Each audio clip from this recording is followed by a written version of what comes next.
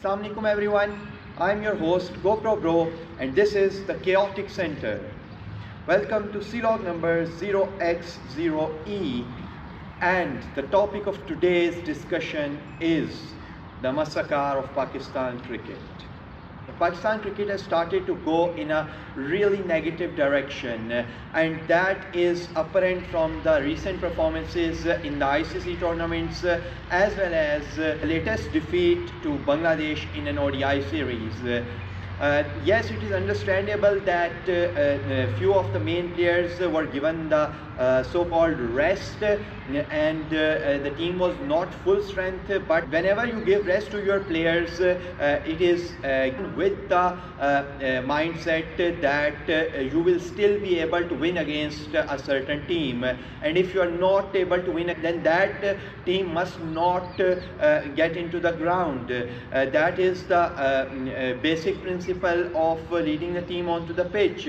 And the team did not have as few of the superstars as it is looking on the outside. All the important players in Shaheen, Farhan, Salman, they were part of the team, and they must stand up strong to any opposition and win Pakistan the game. It is baffling that this is being done to Pakistan cricket. Yes, you have to give people the chances, and the preparation for 2027 World Cup also involves giving youngsters the opportunity. But if you are losing the cricket games in the process of giving someone an opportunity, then you are indirectly letting their morale down. And that is what has happened in the first ODI after the exit from the T20 World Cup, and Pakistan will have to rectify it fast if they have to move forward towards doing something respectable, and I am not even talking about achieving something attainable. I think there are two major factors behind this, both linked to the confidence, the self-confidence as well as the system confidence.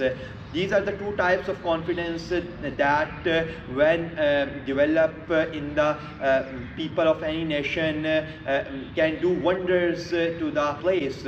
But unfortunately, we as a nation are lacking on both fronts.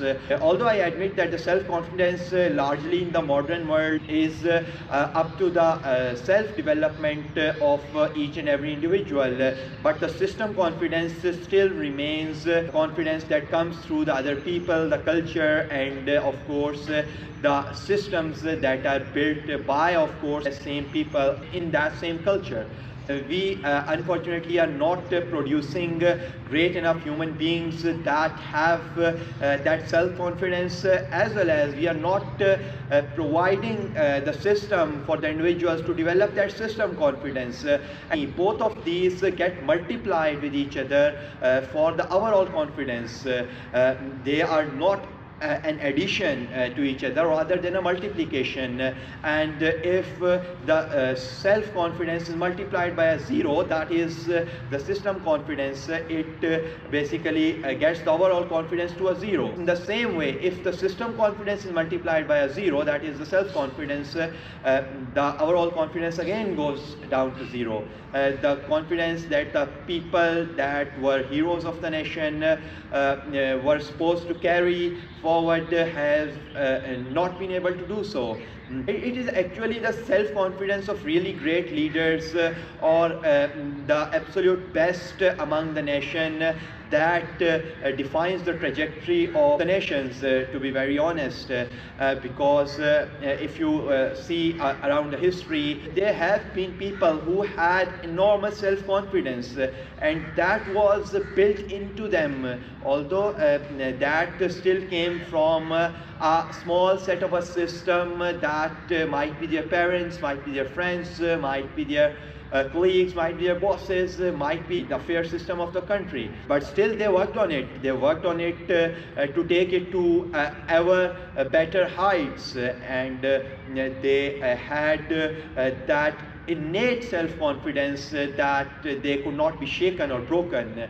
That confidence seems to be missing in our people, although there is no reason to be missing, because the confidence comes from the kind of opportunities and the love you get, and the top of the line cricketers of our team have had that love and have had that kind of opportunities that they could have developed that, but unfortunately, as the leaders of this sport and ultimately the leaders of the youth, they were not able to do that. They could not develop themselves to a place where a nation could follow them, and they let the overall confidence of themselves as well as the entire nation down.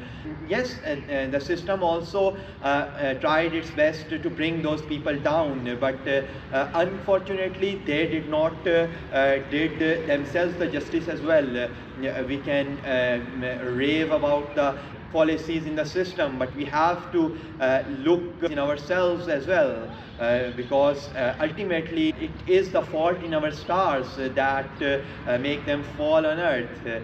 This is exactly what has happened to Pakistan cricket in the recent past, and if you look a little bit back, the things were not always that way, and if you even look to the people on the other side of the partition, you can see a great example. That same team also has multiple leaders, and they wholeheartedly play under each other. It does not matter who has the captaincy band on or who is the captain on the day. They are leaders in their own capacities, and their overall aim is to win the game of cricket. That is what it is.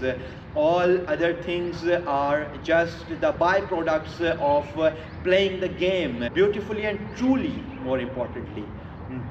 And unfortunately, we have seen the kind of non-wholeheartedness, I would say. I would not say particularly the rift or the politics, because it was not evident on the face as it has been sometimes in the past.